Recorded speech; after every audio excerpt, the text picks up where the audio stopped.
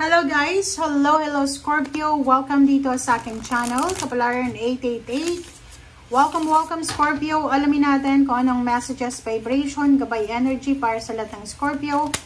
This is for the next 2 weeks of June 2025. Last 2 weeks siya. Tingnan natin Scorpio kung anong message na para sa'yo. And Scorpio, thank you sa lahat ng mga nanonood sa aking channel.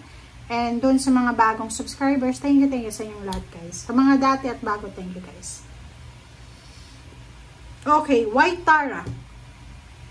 Sensitivity. You're becoming increasingly sensitive. Avoid harsh relationships, environment, situation, and chemical. So, Scorpio, this is parang warning to sa'yo. So, for the next 2 weeks or maybe second half of June, magiging sobrang sensitive ka sa emotion mo, pwedeng magiging pikon ka, mabilis kang pikunin, mabilis kang magalit, mabilis kang mainis, magtampo, mabilis kang mairita, parang mabilis kang mawala ng interes, magselos, ganito. Sinasabi ng bara sa'yo dito na iwasan mo daw sa last 2 weeks of June, yung pakikipag-usap sa mga tao na alam mo na mahilig mamikon. Diba? Yung mahilig mag-joke na nakakasama ng kalooban. Umiwas ka sa mga chismosa, sa mga backstabber na yan. Umiwas ka sa kapaligiran na alam mo na hindi safe. Like for example, yung paglalakad sa madilim, paglalakad or pagpunta sa mga lugar na delikado, parang ganyan. Iwasan mo din yung situations, yung mga taong toxic, mga negative na yan, na alam mo na parang mga narcissist na parang wala kang panalo sa kanila, diba? Iwasan mo din yan. And lastly, iwasan mo yung mga chemicals, yung mga nagre-rejuvenation dyan. Rejuve ba yun? Iwasan nyo yung paglalagay sa mukha nyo, sa katawan nyo ng mga chemicals. Kasi maybe ma-allergy ka or maybe strong yung chemicals na yan. Kasi sensitive yung katawan mo or sensitive yung, skin mo. Okay. It's Scorpio.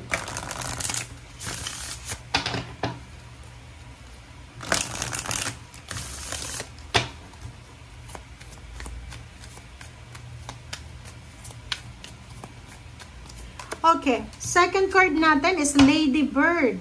Ang Lady Bird na to is from Archangel Priminelect again. Meron kang ladybug dito. Sinasabi ng bara sa'yo, Scorpio, na for the next 2 weeks, last 2 weeks of June, may posibleng good fortune and good luck na papasok sa buhay mo. Diba? So, ihanda mo ang sarili mo, tanggapin mo to na good luck and good fortune, happiness, relationships, ano pa ba? Lahat ng yan na ino-offer sa'yo ay tanggapin mo kasi deserve mo yan. Para sa'yo yan. Okay? Okay, thank you. Third deck tayo.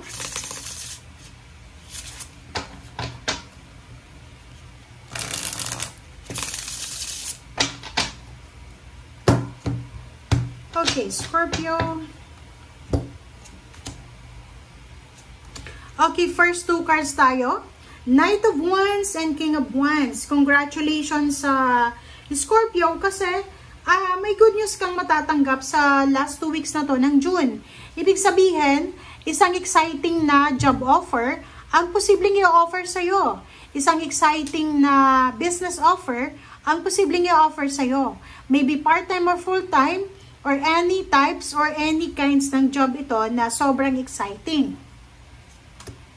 Okay, King of Pentacles, wow. So, nakikita ko sa'yo dito, Scorpio, na nandito yung ladybug, sinasabi talaga sa'yo na financially, you are super lucky and fortunate sa linggong ito. So, ang problema lang dito is sensitivity eh. So, parang magiging sensitive ka sa mga, yung emotion mo, yung body, or kung ano pa man, maybe may mens ka, kung babae ka, or malapit ka ng mag-menopausal, parang ganon, or may mga hormonal imbalances ka. But yun lang yung pwedeng maging hindrance or hardships dito. But, financially, yun na nga, sinasabi sa'yo ng barahan na isang job offer, isang exciting job offer na posibleng i-offer sa'yo sa linggong ito or sisimulan mo, and you are lucky and fortunate kasi sobrang taas ng sweldo na ino-offer sa'yo. 'Di ba? So, emotionally, magiging sobrang at peace ka kasi alam mo na etong trabahong ito na napapasukin ko, etong trabahong ito na pipirmahan ko, alam ko sa sarili ko na maganda ang ano dito ang kalakaran, 'di ba? Maganda yung benefits So, comment down below if you resonated. Okay. Next card natin is Ace of Pentacles and Zero the Fool. Diba? So, it's confirmation. It's confirmation, Scorpio, na sinasabi sa'yo dito ng baraha na sobrang magiging happy ka financially and emotionally. Kasi, yung trabaho na posibleng ino-offer sa'yo, ay hindi lang siya trabaho na pwede nating sabihin na, kikita ka. Hindi. Ang trabaho nito ay maybe bago siyang career. Like, kung teacher ka, pwedeng yung ino-offer sa yung trabaho is maging supervisor ka sa isang mall. Pero yung sweldo mo malaki kaysa sa pagiging teacher. Parang ganun. Example lang yun, guys, And dito sa barahan to, yung iba naman, may mga trabaho na kayo, like meron ka ng trabaho sa isang company, and meron ditong isang opportunity, new opportunity siya, na posibleng magbubukas sa'yo. So, this one is parang sinasabi ng barahan na hindi ka sigurado kung tama ba itong gagawin mo. But since nandito yung Zero the Fool, kung tatanggapin mo daw yan, kailangan mong isipin na isusugal mo yung future mo dyan sa trabahong yan. Okay?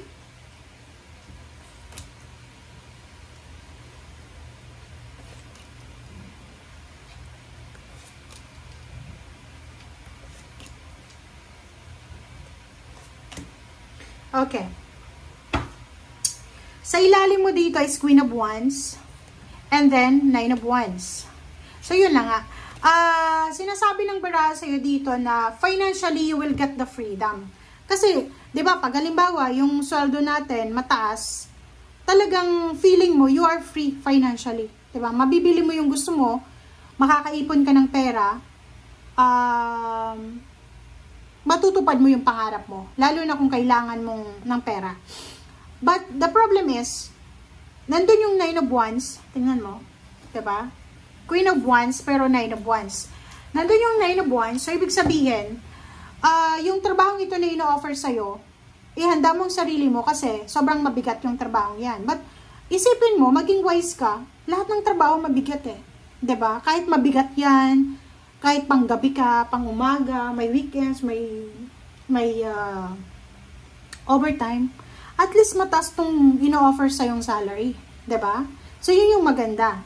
So, 2 of Cups, 3 of Cups, sinasabi ng baraha sa'yo na isang emotional celebration ang posibleng isa-celebrate nyo, Scorpio. Maybe there's a birthday celebration ng karelasyon, ng anak, ng nanay, ng kung ano pa man. Basta mayroon kayong isa-celebrate together as a family or as a couple. Okay. Yun na.